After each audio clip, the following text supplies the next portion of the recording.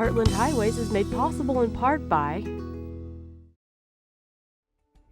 Consolidated Communications offers customers high-speed internet, digital phone service, and digital TV service packages that include high-definition channels, DVR, and hundreds of sports, movies, and music channels. More information on these services is available at consolidated.com. Every mile is an adventure next on Heartland Highways. First, we'll take you to Palestine, Illinois, where Mullen salad dressings have been made since 1948. Then it's to Charleston, where we visit a theater once referred to as the Greenwich Village of the cornfields, thanks to its unique shows and atmosphere. Finally, we'll meet Thomas Skaggs, an artist and designer who creates distinctive furniture pieces from his shop in Champaign, Illinois. Those adventures are coming your way Next on Heartland Highways.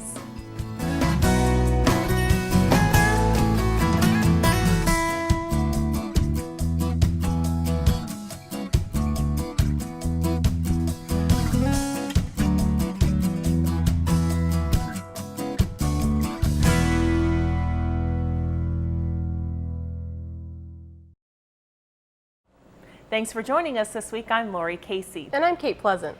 Today we're headed down to Palestine, Illinois, which is not far from your hometown of Robinson. That's right. Palestine's actually the oldest town in the state, being founded in 1678. But that's not all that they're known for. Nope, they're known for salad dressing. Since 1948, J.D. Mullins has been cranking out salad dressings that a lot of people like. John Mullen, as I told you a while ago, was a young boy that grew up on a farm between Casey and Martinsville. I say grew up, but he was 14 years old. He ran away from home. After being drafted into the Army, John Mullen was stationed in France, where he met a chef who eventually inspired his future career.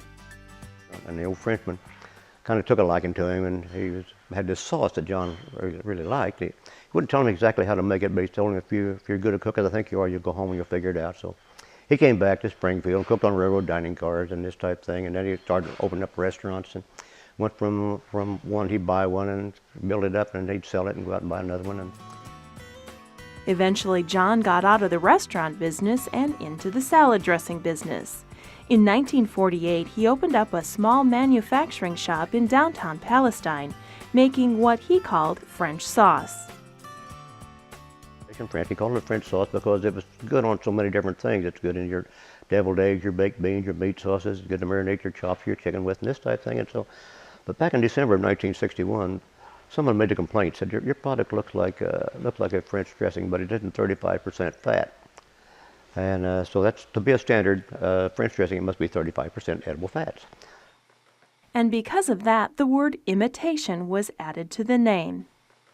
The Food and Drug Administration, the complaint had been made about the product, and as long as we don't change the formula, then we call it an imitation French dressing. And the ruling says that any time a product looks like another product, does not measure up to all the ingredients, someone makes a complaint, and you must put the word imitation on your label. And in our instance, it must be the same predominant size and color as the word French dressing. So we still call it an imitation French dressing. That word never hurt sales. In fact, the imitation French is still their best-selling product. In 1963, Roy was brought on as general manager of the company, with John Mullen acting as consultant. In 1985, Roy, along with his wife Ann and their son Jeff, purchased the company.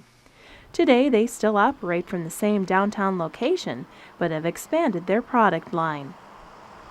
We make 6 different flavors here. Of course, we have them in different sizes, but we make 6 different flavors, which we put in pints, everything. And of course, the imitation French, then we have the French dressing, which is a 35% edible fat dressing. Some people like it better. We have the barbecue sauce, which is our base is our French dressing. So we have no cheap fillers in it. It's all natural food. It's maybe a little more expensive on the shelf, but you get what you pay for it. Then we have the creamy Italian, a little bit tart, but again, it's made with the corn oil and the apple cider vinegar, and it's very little sugar in it. The next thing that we make is we have a ham glaze. It's so good it's almost a sinful to eat it. You could use it for ice cream topping if it wasn't for the chunks of clove we have in it, but it is good. We have a special salad dressing, which is kind of our answer to a honey mustard. Only we're making it before they were making honey mustard. Doesn't have any honey in it, but has a lot of sweet, tender, loving care. All Mullen's products are made with ingredients with names you can actually pronounce, like apple cider vinegar, sugar, corn oil, and mustard. On the day of my visit, Roy, Jeff, and the rest of the Mullen staff were busy bottling their famous imitation French. The dressing is still packaged in glass bottles. Caps are put on by hand, boxed, and then later sealed one at a time. Mullen's products are sold in grocery stores across Illinois and Indiana, but also in Iowa, Missouri, Pennsylvania, and Ohio. And of course, the internet allows anyone to purchase the dressing direct from the company. I used to carry an 8-ounce bottle of dressing with me in every store I went into, or every restaurant I went in, and every motel I went in, I always had a bottle of dressing, and I always left it with somebody in the store. And so I was known as the salad dressing maker that left a bottle of salad dressing wherever he went, you know. And I did that for about 30 years. We do about $500,000 worth of business, or about $500,000 worth of business a year. So we're small potatoes. That's why I had one of the people who used to work for one of the bigger companies tell me one time, said, you know, we tried to get you kicked out of the stores. We tried to hide you on the shelf. He said, you're still there. He said, you've got one heck of a product. And I said, oh, I know that. And I said, on top of that, I'm just a nice guy, you know, jokingly like. But it is. I said, it's amazing that the big companies worry about a small company like us, because we're just here to make a living and just make something good. I'm just proud of going into a grocery store. We were in Pennsylvania one time. My son and I were out there. Jeff and I were out there for a food show, and they were serving it in the Holiday Inns on the grocery stores, sitting on the shelves in the grocery stores. You know, it makes you feel pretty humble to know that the little product that you make, and our product it will separate some on the shelf. Our French and our imitation French dressing especially will do this, but we have no gums and nothing in this and keep it from doing this. It's a pouring type dressing, and people who've worked for us for 20 years ago, if they go into the store and see the dressing separated on the shelf, they'll pick up a bottle and shake it, you know, just to make it appearance look a little better. But I was in a store one time in Charleston, and there was a broken bottle on the shelf. And while I was cleaning the shelf and getting rid of that broken bottle, some lady come by and said, "Oh no, you're not taking the product out of the store, are you?" So she says, "That's the only one my kids will eat." And I said, "No, I'm just cleaning up the shelf where somebody had broken the bottle and just left a mess." When and if Roy and his wife decide to retire, there's no question about the future of Mullen's. Their son Jeff will continue the tradition. There's also no question about whether the company will remain in Palestine. The product was established here. I know it's a long ways to get to an interstate and this type of thing, but again, this is home, and it's the same reason we didn't change the word imitation on our label. People are at home with it. They feel comfortable with it. They know it's the same, and we just like Palestine. It's just a good, friendly community. Crawford County is good. It's been good to us, and we think we've been good to the county. Making a stop back by our home base of Charleston, Illinois, we visited a place known for its uniqueness. The Charleston Alley Theatre features shows and plays you won't find anywhere else, not to mention a mix of people that do it all for the love of their craft.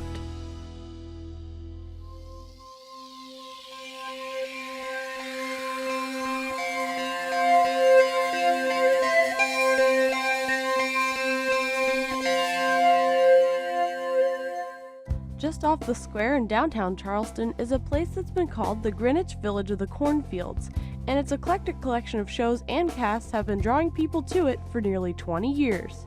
Welcome to the Charleston Alley Theatre. Tanya Wood, the theater's founder, saw potential in this building, once used as junk storage, so she took a walk down the alley that so many others have now ventured down thanks to her vision. Tanya was very active in local theater. She had worked at the Actors Studio in New York, so she was an extremely talented actress and very talented all the way around in theater. And she was very active in community theater here, and then when she wanted to do a particular show that wouldn't fit into their schedule, she would do it on her own. And when this building came up on offer, she bought it. We came down the alley and we looked at it and said, "Okay, fine, what are you going to do with it?" She said, "Well, I'm going to make it into a theater." So I looked through the window and I said, Tanya, it's full of junk. She said, yeah. I said, how are you going to make this into a theater? She said, I don't know, you'll figure that out. And I said, what do you mean I'll figure it out? She said, well, I need a technical director. And so that's how I wound up being her resident technical director. At the time, she owned the theater, but her husband owned the building. And so we started doing whatever shows we felt like doing, and by and large we did the shows that nobody else would do. We do shows that we feel are important that need to be done, but that nobody else is going to offer, either in the genre or in that particular show.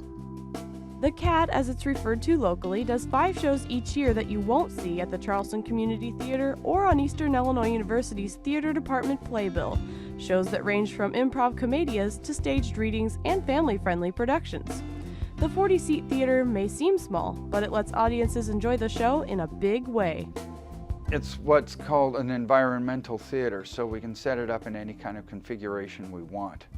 We can play a corner, we can play a south wall, we can play a west wall. We could play any wall that we wanted because everything moves. Nothing is permanent except the walls holding up the roof. Because it's so small, we have to be a little careful as to what we do. Anything that is too risque would be a little uncomfortable for an audience sitting right there in front of what was happening. So if we do anything a little bit out of the norm, we have to decide how we can do it and not make the audience feel completely uncomfortable. Having the audience so close can also pose other interesting challenges. On the other hand, everything that we build has to be cabinet quality and has to be real because we have no tolerances. The audience is right there. For Rosenzweig, we had a coffee table on stage, and you couldn't cross down below the coffee table because the audience's feet went under the coffee table. So on the one hand, we have to be very careful how we do things. It has to be right. And on the other hand, it can be extremely intimate. Also unique about the CAT is its layout. Although the theater has similar spaces to those used in a traditional one, for example, a lobby and a green room, the compactness creates a need for some spaces to have multiple uses. The backstage area's got the 2 entrances on either side, and that's the ready area in front of the lumber bin. And that's where the prop table is, that's where the board operator sits. And there's no atmosphere back there. There's no heat, no cooling. And in the summer, the board operator swelters. In the winter, it's so cold back there, the board operator sits with mittens and earmuffs and a heavy jacket and runs the show. And if we have liquid props, we have a refrigerator backstage. It's so cold on the prop table that if we left liquid props out, they would freeze. We put them in the refrigerator because it's warmer in the refrigerator than it is on the prop table. We also have a room that we can lock up. That's where we keep the tools, the extra lighting equipment, my special effects equipment is all in there. That's where we store our paint across the hallway from it. And then down the way we have a green room. That right now is also the costume shop. That's where we build the costumes, and that's where the cast gets dressed and ready for the production. And then here is the lobby. So it's one of the few theaters in the world where you actually walk into the theater first and then come into the lobby. It's also probably one of the few theaters in the world that won't call a show official until the crew does one certain thing. The show is official once we scratch the name of it. The bricks back there are soft, so we can take a nail and scratch the name of the show into there, and that's when it's official, when we have scratched the name of the show on the wall. The actors for each show really embody a community coming together, as they are from various places and backgrounds. One thing they all have in common, though, is that none of them are getting paid. It's open to members of the community. We have people come from Eastern. We have Eastern students on our stage. We have high school students on our stage. And we have members of the community on our stage as well. But everybody in the company, the board, all the actors, everyone is volunteer. No one is paid. It was never about the pay anyway, as everyone involved at the CAT would tell you. They all do it because it's what they love.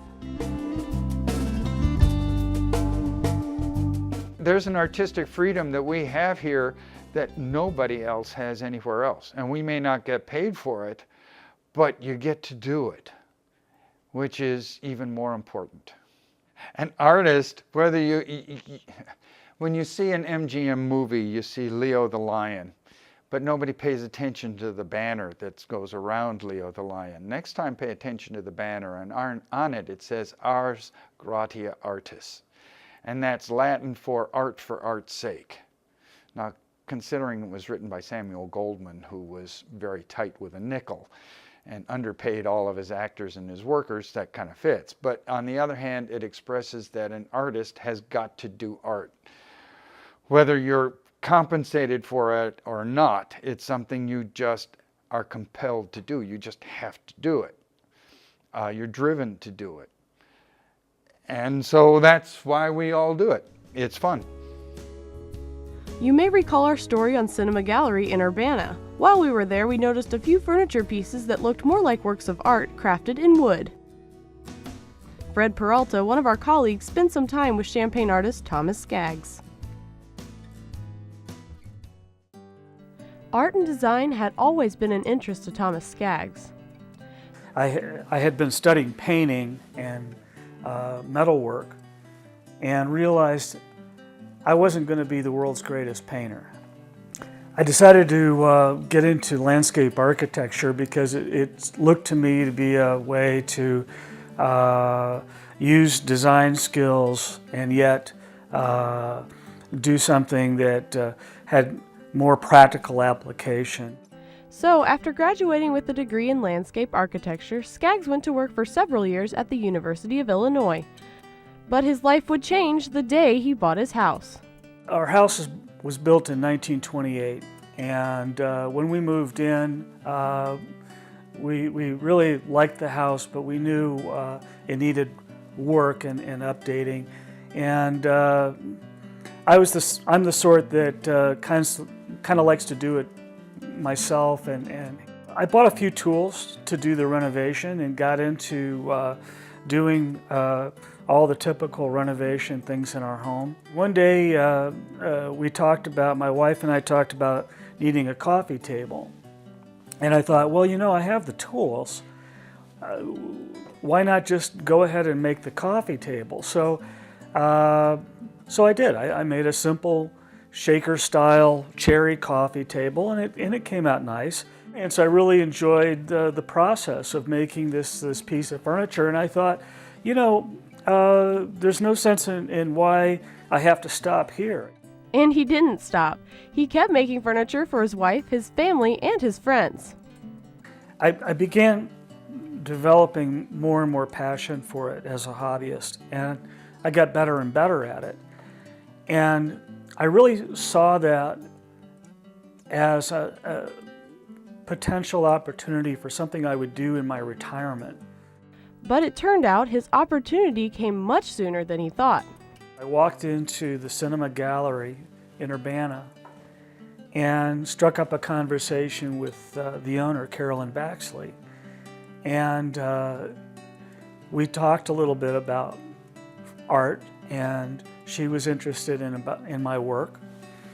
And so I brought in some pictures, and she thought she was somewhat impressed with the work. Baxley included Tom's art in a show that fall, and he's been making furniture and art ever since. People have a hard time describing my furniture, and I think that's because it's got a lot of eclectic ideas in terms of its design. You'll see, if you look at my furniture, you'll see an appreciation for a variety of design styles. You'll see Asian, you'll see arts and crafts, you'll see contemporary furniture. Just because it's a piece of furniture doesn't mean it cannot be a piece of art. Artistically made furniture presents opportunities to both use the beautiful media of wood, and you can see so many, what I like to do is incorporate sometimes a mixture of woods. I like to let the wood be the design expression. And so I think if you use a really beautiful piece of wood, it's a mistake to get fussy with a lot of little details. His love for letting the wood speak for itself can be seen in a collaborative project he made with 2 fellow Central Illinois artists. I had this opportunity to build a bench, and when that bench happened to be a collaborative project with friends Mark and Mindy Gardner, who are metalsmiths, and so we discussed about using Mindy's chased steel fish in the bench. And that was one of those moments where I realized I had the perfect piece of wood. And the color and the figure in the wood looks almost like water. And so I prepared the piece of wood and positioned the fish and inlaid the fish in the seat of the bench. And it looks like fish swimming through water. And I may never see another piece of wood that would do just what that piece of wood did. Today, Tom Skaggs is making custom pieces for collectors all over the country, as well as trying ideas that he wants to explore for himself. For Tom, each piece is a one-of-a-kind. He spends hours thinking about, sketching, and designing each new project. But some of his favorite time in the workshop is spent working with the wood. Not a single piece of furniture that I make goes without a lot of hand tool work as well. And really, the hand tool work is where you really connect most with the wood. And so chisels and hand planes and so forth really gives you the ability to feel the wood and connect with it, and seeing the wood come alive when you put finish on for the first time and you see the grain of the wood really come alive. It's every single time I like it. And I never grow tired. I never seem to run out of enthusiasm for being in the shop and working.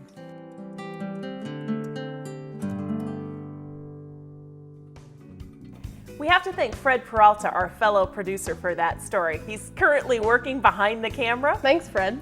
And with that, it's time for some chocolate. Looks really good. We'll see you next time. If you want to learn more about a person or place we featured in the show, log on to our website at weiu.net to view full episodes. Make sure not to miss our picture galleries, which feature special behind-the-scenes looks at many of our stories. And you can always call us if you still can't find what you're looking for. We'd be happy to get the information for you. Heartland Highways is made possible in part by Consolidated Communications offers customers high-speed internet, digital phone service, and digital TV service packages that include high-definition channels, DVR, and hundreds of sports, movies, and music channels. More information on these services is available at consolidated.com. Next on Heartland Highways. I did it again. It was like, I don't know, doing something stupid. They're known for, of all things, salad dressings. We're headed to J.D. Mullen Salad Dressings, where this salad dressing has been made since 1948. We have to thank Fred Peralta, our fellow producer, for that story. Thanks, Fred. Thread Peralta. Thread. Short Circuit too. I love that movie. I'm sorry. We have to thank Fred Peralta. Thread Peralta. Right. You can do it. Okay. You gotta do it. Sorry. My bad. Okay. Oh, okay.